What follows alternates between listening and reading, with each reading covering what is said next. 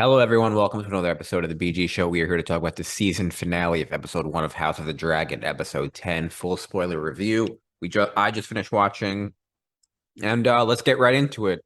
Um, so I guess first thing that happens is what's his name? I don't even remember the prince, Jace, Luke. Luke Luke. is dead. Gets absolutely murked. This was like the strongest, I think, part not only of the episode but of the season. Just I think good scaling, showing the difference in sizes of the dragons because you kind of talk about it as fans, but you don't really understand the difference, and now you kind of understand like the difference in size. Okay. Um, so that was good. Obviously, like full scale war now, like there's no chance anything will happen. Um, Other than that, though, I was not. I mean, I was expecting a lot more action in this episode. That's kind of like my big picture thoughts. I thought of way too much talking. That's what we've been doing all season long. Obviously, they couldn't fit the entire story. I guess my big thought is it makes no sense to speed up through time jumps, just to get to a season finale that didn't even have that much action. The way that I don't even as a non-book reader, I could just tell like it would if this like it made no sense to stop at this point.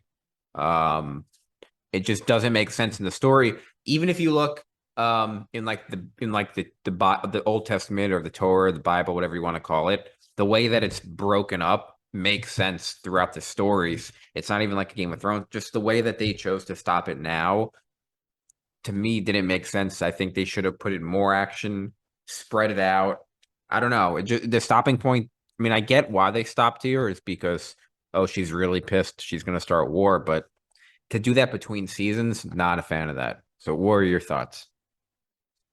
Uh, I don't think it, I don't, I'm not as upset as you, obviously, about it. I thought it was a pretty solid season finale. I thought the episode overall had a nice common theme of actually rounding out the season. Like, if you remember, first episode, it's Viserys giving, the order to Emma and the funeral pyre with Emma and the baby that doesn't, survive.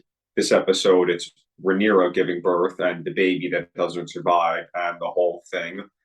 The funeral pyre burning. Then you also had the two bridge scenes. Episode two, Otto versus Damon with Rhaenyra on Otto's side, and now you had Otto versus Damon with Rhaenyra on Damon's side.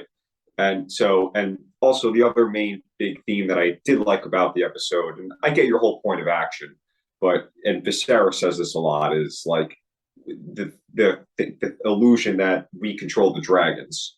And that was like the major thing about this episode, especially the end, is like Arix did not mean like Luke did not want Arix to attack Vagar. Like he had no chance of like winning against Vagar. You saw, like you said, the size of him. And Vagar didn't like Aemon did not mean to kill Luke. At least you can tell like naturally he did not like expect Vagar to do it, but he couldn't control, her.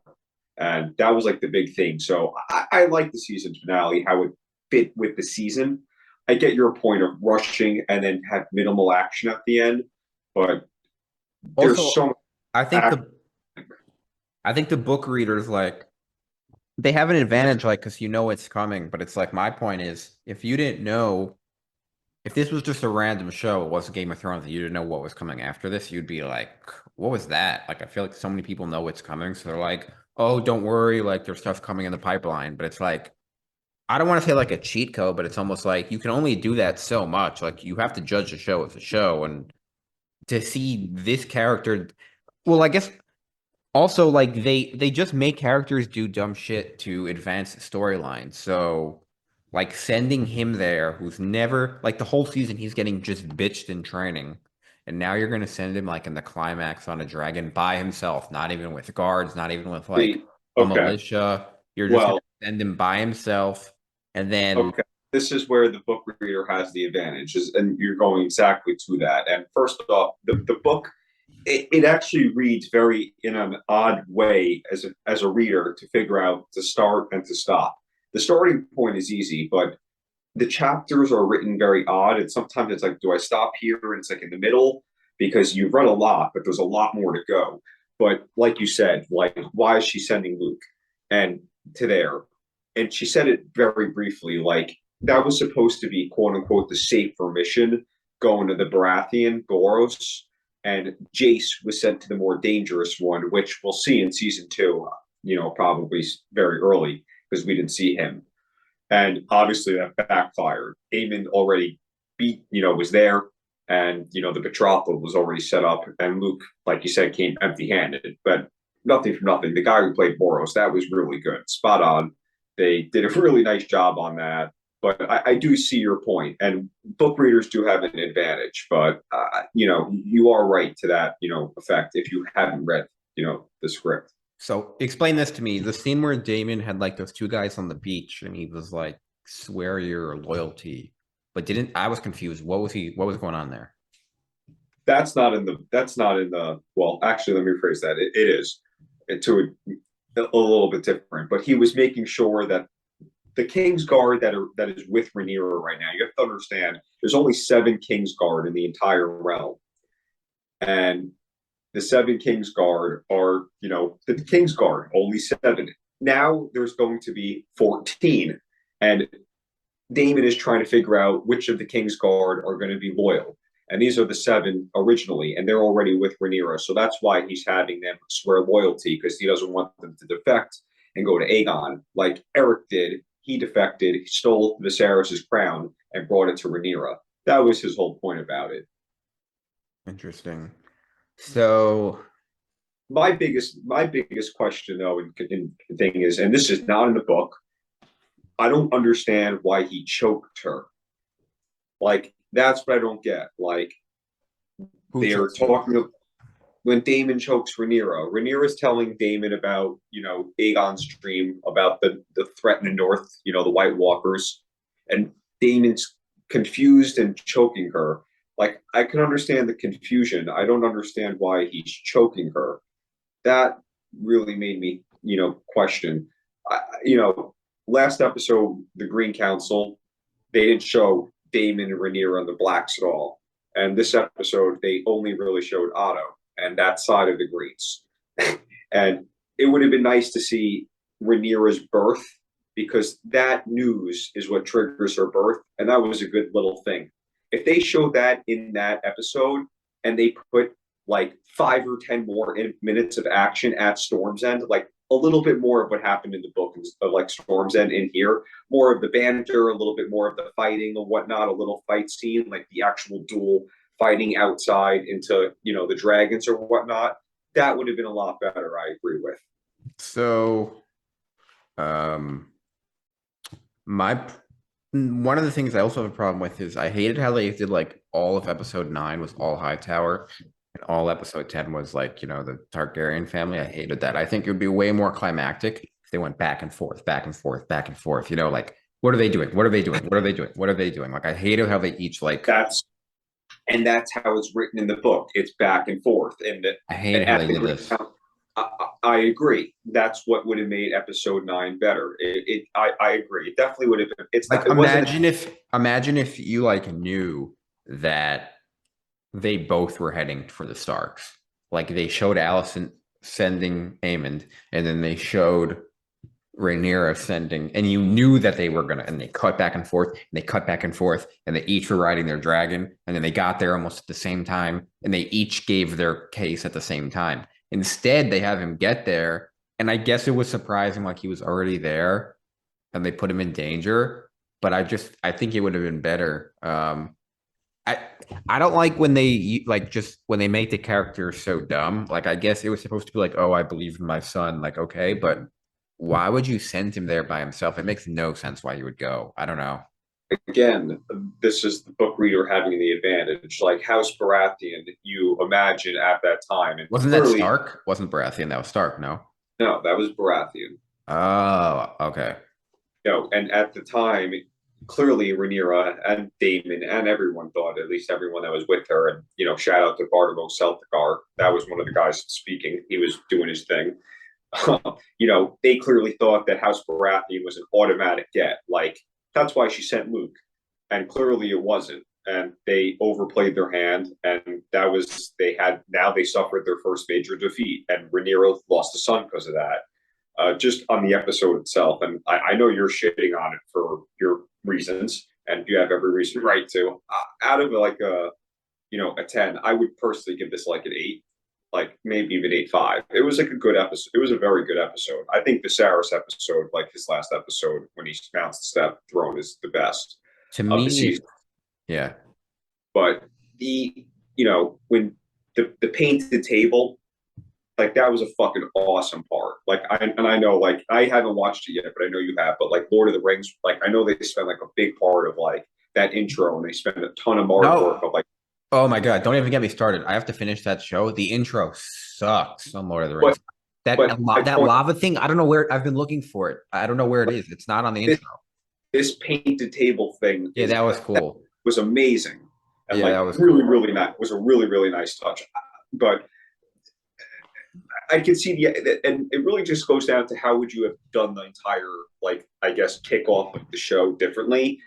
And me and you are in agreement. If they went slower and they built the character development and they really flushed out the story, it would have been a lot more And they meaningful, intense, and and they that changed with the back and forth, 100%. also like why not just do at this point do 12 episodes and just get farther into the story? Like who is like going to be like I just don't understand stopping here or doing it at 10 episodes, like just do it 2 more weeks. I don't it just doesn't make sense to me to stop at this. I mean, I guess they built up tension. Like obviously I'm still going to watch next season. Um Well, in a way it's better for, for us because we can continue to build a channel and by the time season 2 comes out, we'll have more runway. So we'll be in a better spot by season 2 than we are now. But um I mean, it well, wasn't bad. I would give it like a 7 out of 10 for me. But I like when the season finale is the best episode of the season. And I don't think this was the best episode of the season, at least not for me. no, and I agree with you on that one. It definitely wasn't the best episode of the And season. 9 wasn't either. So they finished the, No, with 2 that weren't the best for me.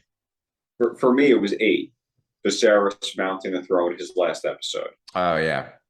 And That maybe was it's and maybe that's not a coincidence. You took Viserys out of the show and all of a sudden the show isn't as good.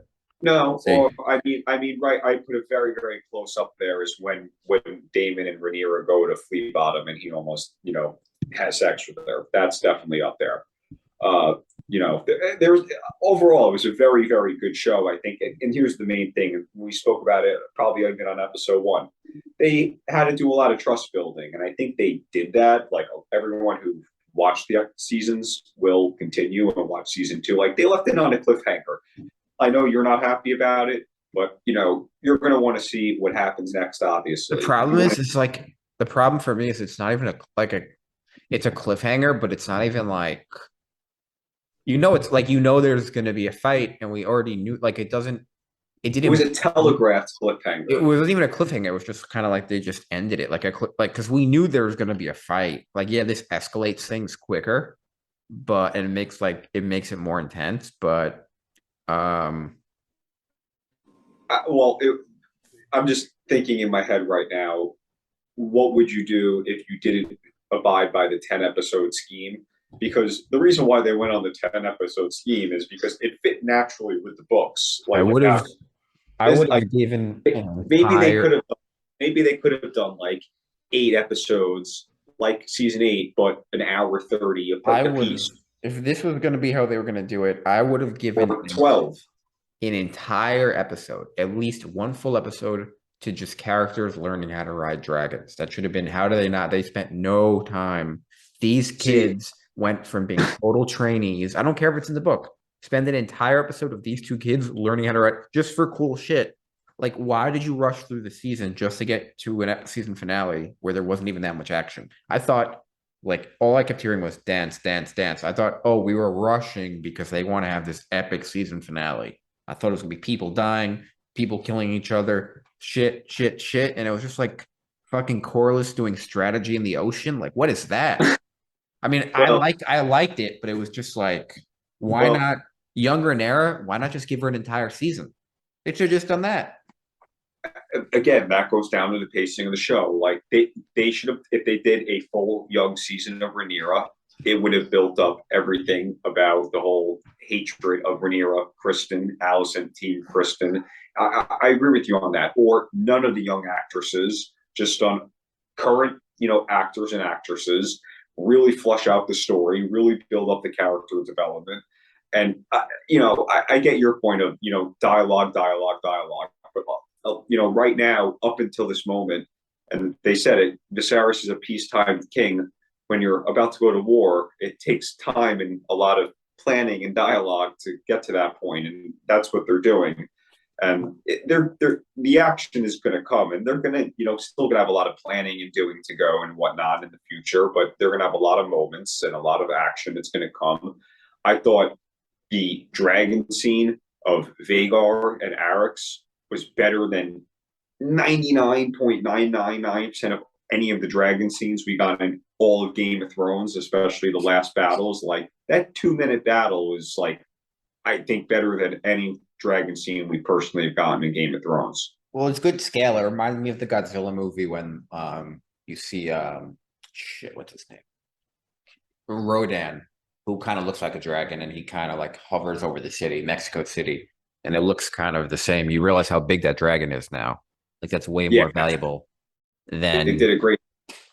But do you appreciate like the war that is like going to ensue? Because that is obviously what is going to happen. Because like the war that they did in Game of Thrones, like War of the Five Kings, like when it officially happens, when they decapitate yeah. Ned. Here's the thing though. Well, I guess it's not a spoiler, but like I know that the last king before I think the last king before Game of Thrones is the Mad King, right? And the Mad King was a Targaryen. So I know that a Targaryen is going to be on the throne. I guess technically it could be, yeah, I guess they're both Targaryens, both sides. So I guess I don't know which side it's coming from. Um, Well, they kind of hint at it, I guess, from this show, like that I Aegon is can kind of going to be a psycho, but they don't really. I can say a detail, and I didn't say it last week precisely because I didn't know if I would consider it too much of a spoiler, not enough of a spoiler. It really depends. But like, technically speaking, we are seeing the descendants of John and Danny, and that's not a spoiler by any means. I mean, it depends. If you want, I can give the detail. I think it was a cool detail. I don't think it's a major spoiler of the show at all. I think it's a cool one. I just think it's like somewhat of a spoiler, but not like a giant one. So I'll Mhm. let you decide that. It's the BG show, all anyway. Um, yeah, I mean, you can do it, whatever. So last episode, or episode 8 or whatever it was, when they show Aegon the Younger and Viserys the Second, Daemon and Rhaenyra, their children, to Viserys. Viserys the Second, at that time, in that one little frame, he is currently the only descendant from our current cast bloodline of Game of Thrones. So there is a Game of Thrones connection in blood. Grandfather, like up to that like level. That's how like close to like not that close to that generation. It's grandfather or great grandfather. I might be getting it confused, but we're that's like that is the closest Game of Thrones connection we're getting to. So now you do see the bloodline, and that's the point of the intro credit scene. And you're supposed to see the bloodline and the children and the family, and like to me, it's a little confusing, and you have to do it like frame by frame. Like I don't personally like it because it's so much going on. I still would rather have just seen Westeros and the world or whatnot at this point. But cool little spoiler, not the biggest spoiler unless you really, really think about it and look into it.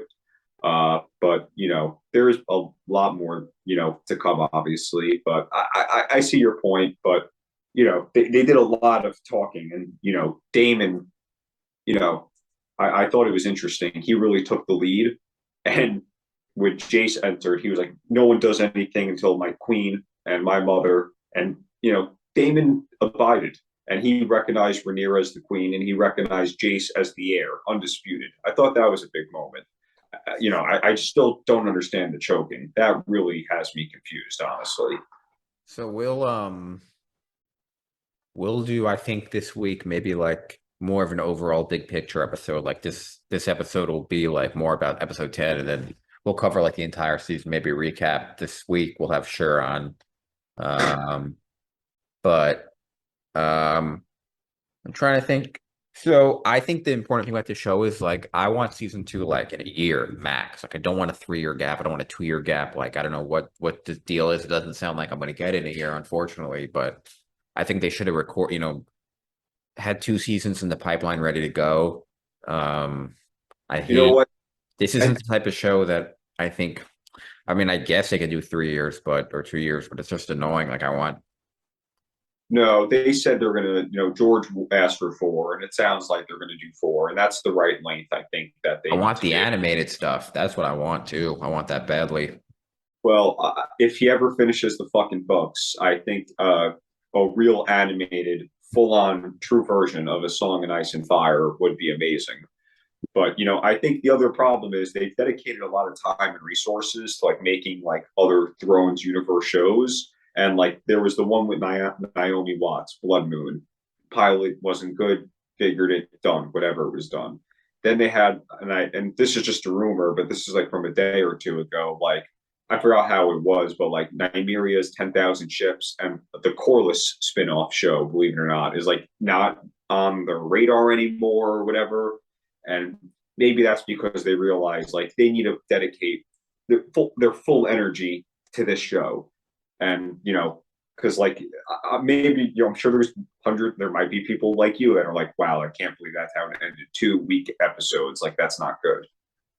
Yeah, I mean, I could even see, HBO does these mini series. Like you can even do like a Damon 4 episode, 5 episode mini series, just give him a mission to go on. You can do so many different things. Um, just kind of keep developing the characters. But shit. I'm trying to think what else happened in this episode. Um, I also like in all the time they didn't really have Cyrax grow at all. Like, Rhaenyra's dragon's the same size basically that since she was a little girl. Like that oh, made just and the son leaving, who had sea smoke. I mean, he totally is fucking them. That would have been huge to have him right now.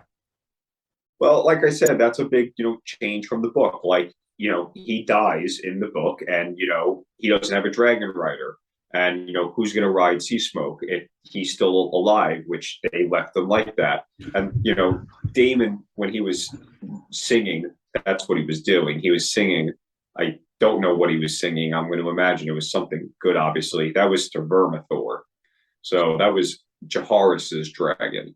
So, and they even mentioned this, and we spoke about this the other week, I think, the number of dragons on each side.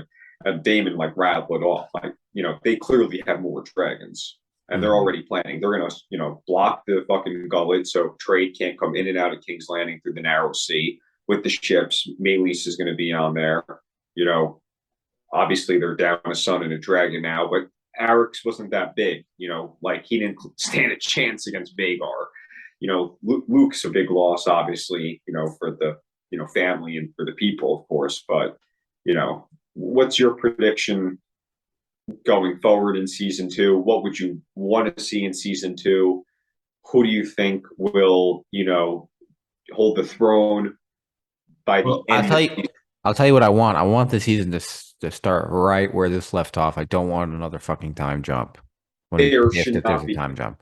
there should not be a time jump. It No better be the same fucking characters. I don't want any more time jumps. They better not do it. That's number one.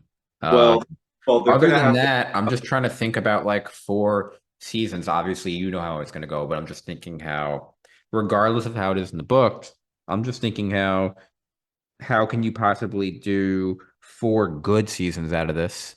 We have 10 minutes left. Um, because let's say whoever wins next season, right? Let's say season two, by the end, one of these houses wins. Then you have to do 2 more seasons of one of these houses being in control. Um, so it's kind of like, will there be interest after this conflict? Regardless of how it is in the book, will it translate to the screen? Will there be interest in someone ruling after this conflict if the conflict is the climax of the show? Um, and yeah, I mean, overall. it was obviously good. I'd give this season, we'll get into this more in the episode this week, but I'd probably give the series season one an 8 out of 10 overall. Um, some episodes were like more 6, 7, some were more like 9, 10s. But overall, I think it comes out to an 8, which is a big win for them because they needed a good season. No, that's fair. I'm definitely, without giving it, too much thought, that's definitely a fair thing. I would just say for me personally, for my hope for season two is, like you said, I really, really hope they take their time and flush it out. But that means someone like yourself has to be willing to accept, a fair amount of dialogue because they have to build alliances. And remember, an old Game of Thrones, like they're traveling from the wall to the north, down south. Like it takes time. And, Well, give me some filler, like that's not just talking. Like, give me people traveling, give me something, give me scenes, uh, correct. give me And some I, comedy, and like anything. Like every conversation is about the throne. It's like, come on, you can't do 10 episodes of that again, in my opinion. well, now that all hell will break loose because she lost the son and now she's ready for fucking war at all costs. That was her big thing. She was really trying to show restraint, and she did to a degree. But it should go. My thing is just I hope they do a good job with the pacing. I hope they build the character, like you said. I hope they give us those classic moments of funny conversations on the road and crazy shit that happens. Random stuff on the road, like in the King's Road, stuff that we, classic Thrones kind of stuff. But, you know, they're going to have to obviously add a couple characters. It's coming. They're going to, someone needs to play Cregan Stark. I hope they get a really good Cregan Stark. You asked me this a couple days ago or the last one.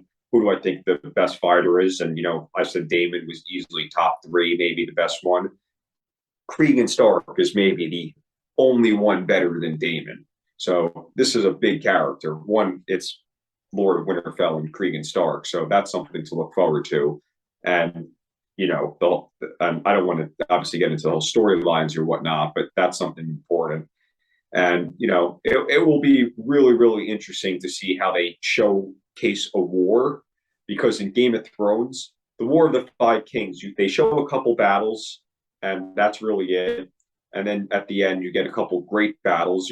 When Danny burns the whole trail, when they sack a couple cities, burning King's Landing. Good battles. But this is supposed to be like a year and a half, 2 years of full on war. So I want to see traveling through the camps, all the crazy shit, like war stories. Like this is what you've been asking for. This is what I want to see. But it's going to be like Game of Thrones style. So I think we have a very, very interesting season to look forward to based on their pace, and I think it's going to be better. Yeah. So I think those are all my thoughts for the episode. We'll have another episode probably this week, getting into more about big picture stuff. Look ahead to season two. Um, Recap, maybe rank our favorite moments of the season.